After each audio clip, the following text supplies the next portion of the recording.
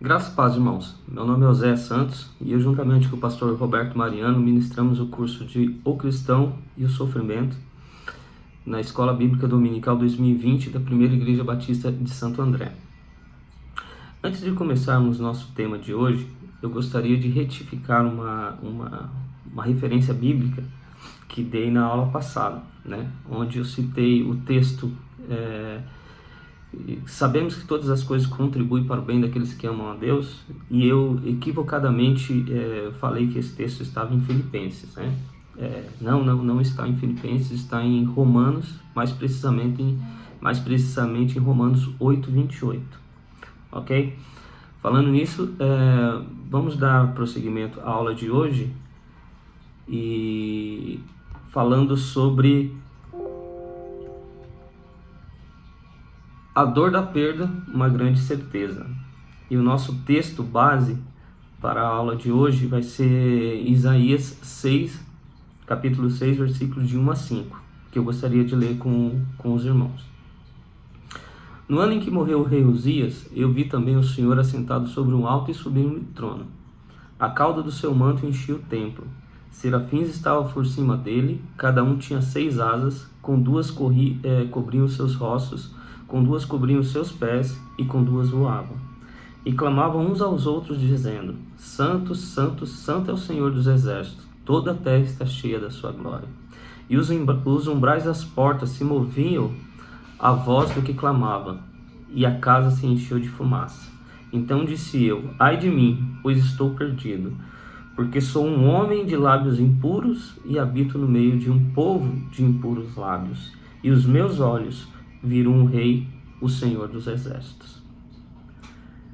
Queria começar contando a história de um pastor, um testemunho de um pastor há um tempo atrás, de um fato que ocorreu em sua igreja, onde uma jovem morreu tragicamente, uma jovem filha de um casal de obreiros locais.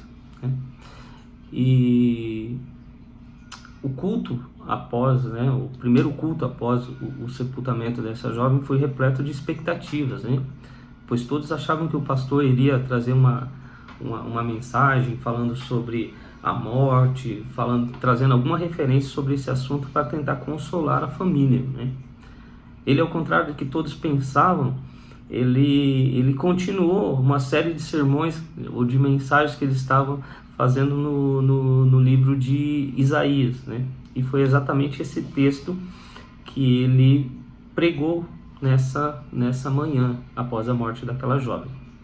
Pois bem, passado algumas semanas, esse mesmo pastor foi visitar a família dessa moça, E ficou surpreso ao chegar lá e encontrar os pais dessa jovem fortes, firmes, E conversando melhor com os pais dessa jovem relatam ao pastor, que aquelas últimas semanas tinham sido muito difíceis, tinham sido terríveis, muito pesadas para eles. Porém, o que consolava o coração deles, o que mais confortava o coração deles naquele momento de luta, naquele momento de dor, de separação, era lembrar dessa mensagem, desse sermão do pastor nesse domingo de manhã, falando exatamente sobre esse texto, Então, eu queria trazer aos irmãos algumas reflexões, baseados nesse assunto, o assunto da perda, o assunto da separação, E a primeira reflexão é: por que alguém encontraria consolo em saber que Deus está no trono? Você já experimentou a dor da perda de alguém querido? Eu, felizmente, não tenho recordação, A pessoa mais próxima, que eu perdi foi meu avô, mas eu era muito, muito, muito criança para ter uma lembrança mais forte disso, Mas muitos dos irmãos tiveram, ou teve recentemente, ou há mais tempo, a perda de alguém querido, E qual foi o seu maior consolo nesse momento de separação? E quanto tempo isso durou?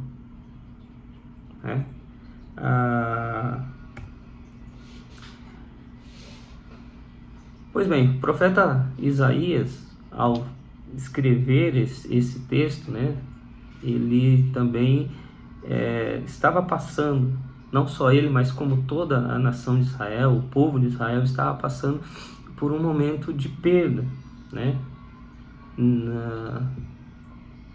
de alguém muito importante para ele e para a nação como um todo, né, que era o rei Uzias, né.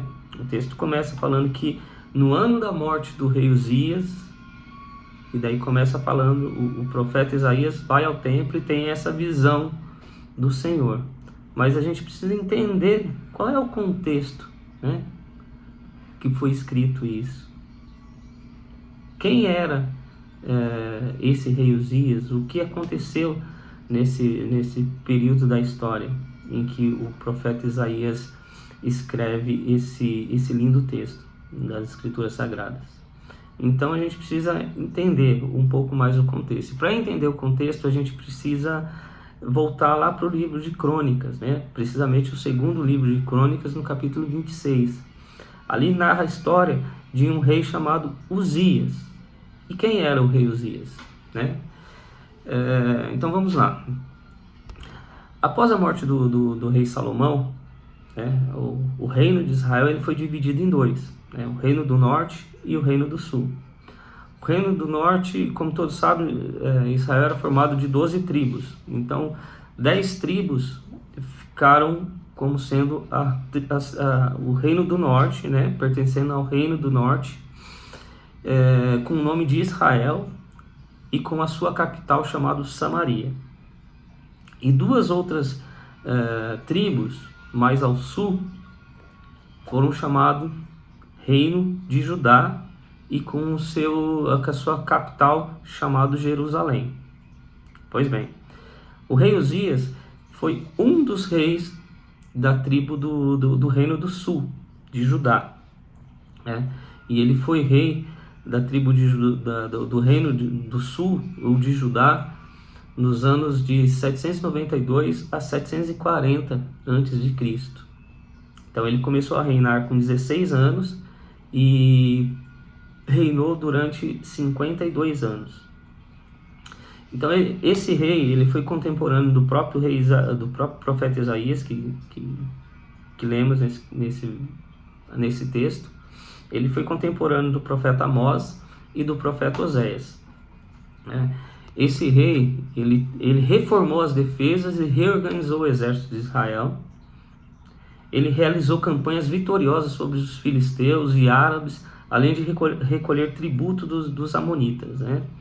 Então esse rei ele teve uma fama muito grande, né, no seu tempo, né? Sua fama se estendia até o Egito, né? Tanto foi o seu poder no tempo do seu reinado, né? Ele também, como ele construiu fortalezas em lugares estratégicos, ele investiu muito em agricultura e criação de gados. Por isso, em seu tempo, né, o povo de Israel foi muito, mas muito próspero mesmo, né? Então, porém, todo esse poder que ele tinha, toda essa fama que ele adquiriu, em algum momento subiu para a cabeça dele, né? E no final da sua vida, esse rei Uzias, ele peca contra o Senhor. Ele faz algo que desagradou o Senhor. Ele entra no templo e ele tenta queimar incenso no altar do Senhor, né? O sacerdote Azarias, ele vê isso e o repreende severamente, né? Ele, juntamente com outros sacerdotes, repreende o rei por tomar esse tipo de atitude, porque isso não era uma função dele. Isso é a função dos sacerdotes, dos filhos de Arão, do povo consagrado, das pessoas consagradas para esse tipo de serviço. Mas o rei, ele se achou maior do que as coisas sagradas e tentou de toda forma fazer aquilo que estava na cabeça dele, que era queimar incenso lá no altar. Devido a essa desobediência, a esse ato impensado, o Senhor o pune com uma lepra, e ele passa os seus últimos dias separados né, separado do restante da nação, vivendo em um local separado do palácio real ali. E o seu filho Jotão, ele como rei regente ali, ele começa a reinar, mesmo com o seu pai ainda vivo, né? Então, apesar do pecado desse rei, que trouxe consequências terríveis a ele, né, Uzias foi um grande monarca, foi um homem respeitado, foi um homem amado pelo seu povo, e ele foi motivo de esperança para todo aquele povo, né? Tanto é que depois da sua morte houve grande luto em Israel, em Judá, e o povo ficou meio que desesperançoso, porque ele, apesar disso, ele era um grande rei, né? E foi nesse contexto que Isaías, ainda jovem, entra no templo, né? Também como todos, né? Preocupados, né? Sem saber o que fazer depois da morte do grande líder da nação, e ele entra no templo. E ali no templo ele tem essa visão do verdadeiro, do legítimo rei, do Senhor dos Exércitos, assentado sobre o trono, e ele percebe, né, que o verdadeiro rei, né, o legítimo rei, ele não perdeu o controle das coisas. Ele ainda continua tendo todo o controle sobre as coisas que acontecem, né? Então,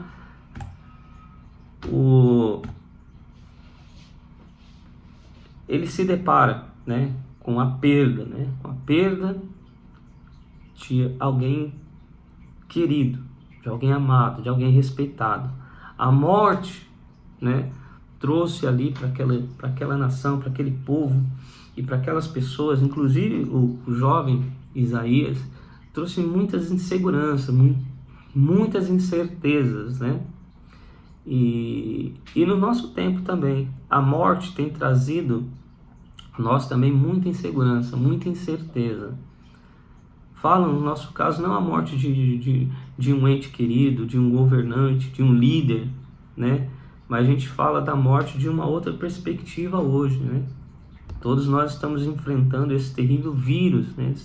Essa terrível peste que tem trazido morte, que tem trazido aflição, não só para o Brasil, mas para o mundo todo, né? Mas a gente precisa entender que o Senhor, o grande rei, ele não perdeu o controle das coisas, das situações. Ele continua sendo rei, ele continua reinando, ele continua sentado em seu trono, apesar de todas as dificuldades que enfrentamos. E eu queria fazer alguns questionamentos, né? Queria fazer algumas perguntas, e respondê-las juntamente com os irmãos, né? E a pergunta número 1 é: quando se perde um pai, ou uma mãe, ou um líder, ou até um amigo próximo, há sempre uma sensação de insegurança e incerteza. E por que isso acontece? Por que acontece isso, meus irmãos? Por que nos sentimos inseguros? Por que sentimos tanta incerteza quando a gente perde alguém querido? Quando uma pessoa próxima, uma pessoa que a gente tem como referência, morre. Quando a gente perde um líder, né, um governante bom, a gente sente isso. Porque a gente percebe a nossa pequenez, a nossa fragilidade, né? a nossa humanidade, né? E a gente vê que a gente não tem controle sobre nada, absolutamente nada. Nosso destino, a gente não tem controle sobre o nosso destino, sobre o nosso futuro. Tudo está nas mãos do Senhor. Então a gente se sente inseguro, incapaz, cheio de incerteza. Por quê? Porque a gente percebe que a gente é pequeno demais. Um simples vírus, né, pode parar todo mundo, né? Nações poderosas como Estados Unidos, Europa, Inglaterra, todos parados em decorrência de um único vírus. Isso mostra a nossa pequenez, a nossa fragilidade, né? E por mais que tentamos controlar as coisas, ter controle sobre a nossa vida, sobre o nosso futuro, a gente não tem nada. Tudo está nas mãos do Senhor. Então, qual que é a visão que o profeta Isaías teve ali no templo? O profeta Isaías viu o Senhor assentado sobre o alto e sublime trono. Isso faz um paralelo, uma distinção entre o que ele estava passando naquele momento.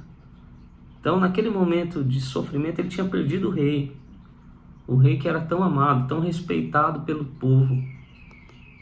E ali, quando ele entra no templo, ele tem esse contraste. Ele vê ali o verdadeiro rei, né?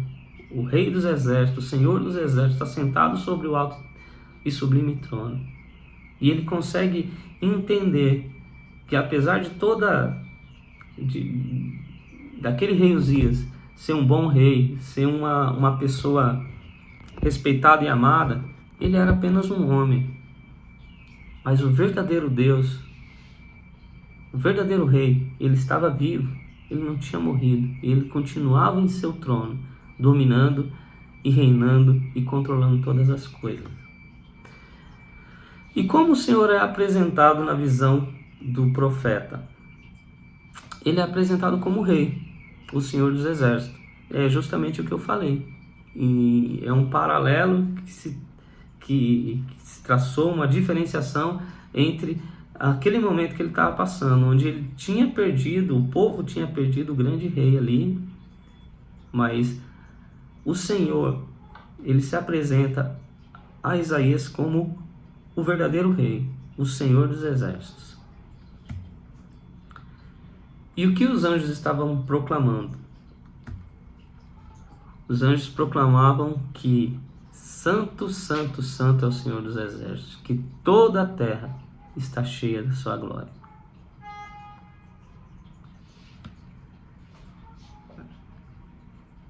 E um sinal de adoração, né? De reconhecimento da santidade, da soberania e do poder desse verdadeiro rei, que é o rei, que é o Senhor dos exércitos, que é o nosso Deus. E como você vê o Senhor? Isso é uma pergunta pessoal, eu não vou responder. Como que você vê o Senhor? Você vê o Senhor como alguém que está alheio às situações dessa vida, às desgraças que acontecem nesse mundo, as tribulações, as aflições que acometem a sua vida, ou na vida de nós, seres humanos? Ou você vê o Senhor como alguém que continua reinando e que tem todas as coisas sob seu controle? Isso é uma pergunta pessoal.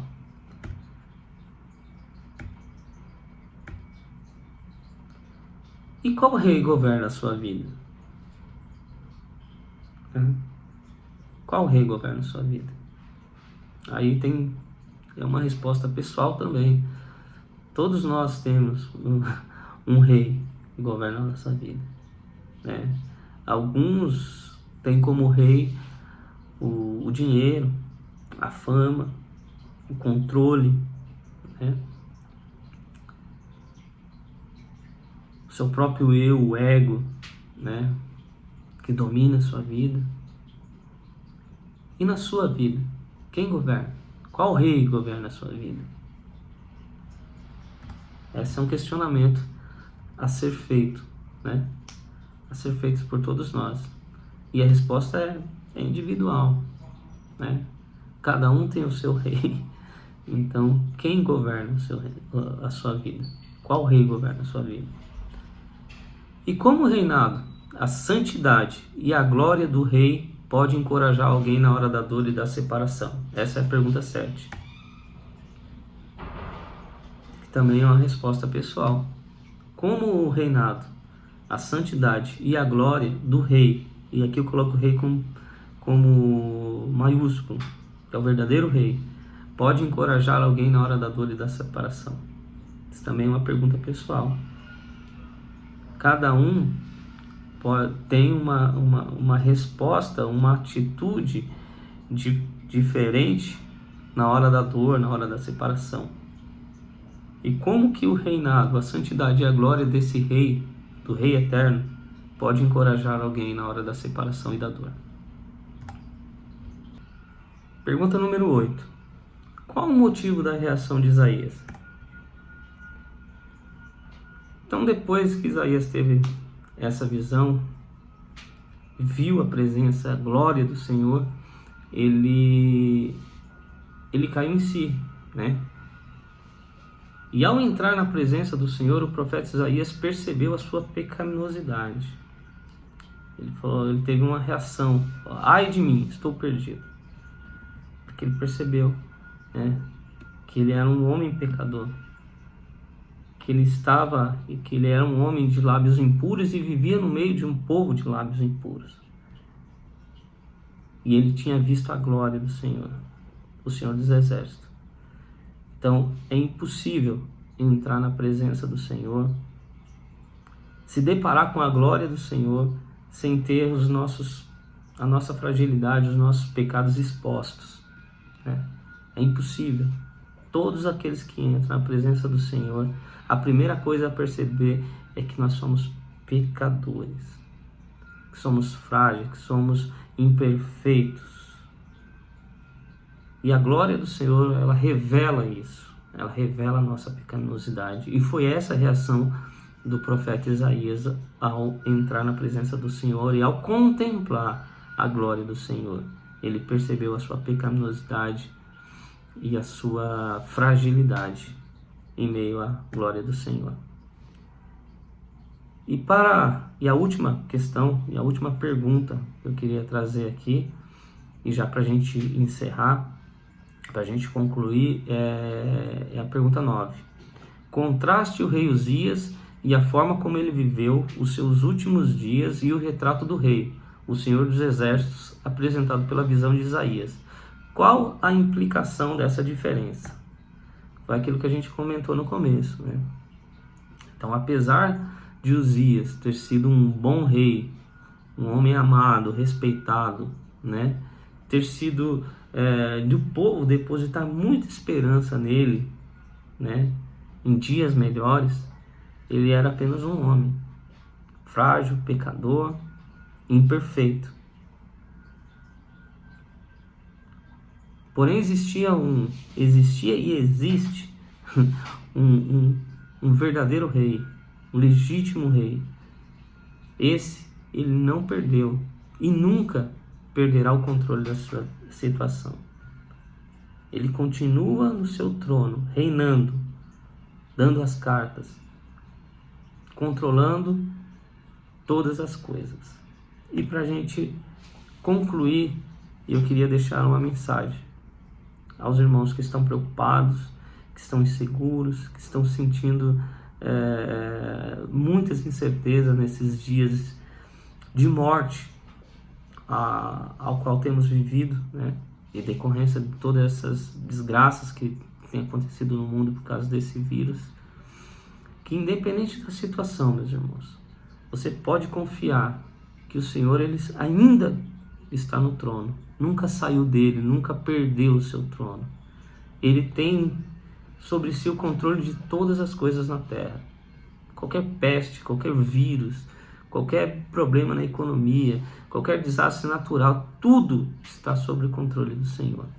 Tudo está nas mãos do Senhor, inclusive a minha vida e a sua. Eu gostaria de agradecer aos irmãos por ter assistido essa aula, louvar o Senhor pela sua vida e dizer a você, fique firme, porque tudo isso vai passar, né? O Senhor continua no controle. Creiamos que o Senhor está no controle de todas as coisas. Ele tem a última palavra. Amém? Muito obrigado.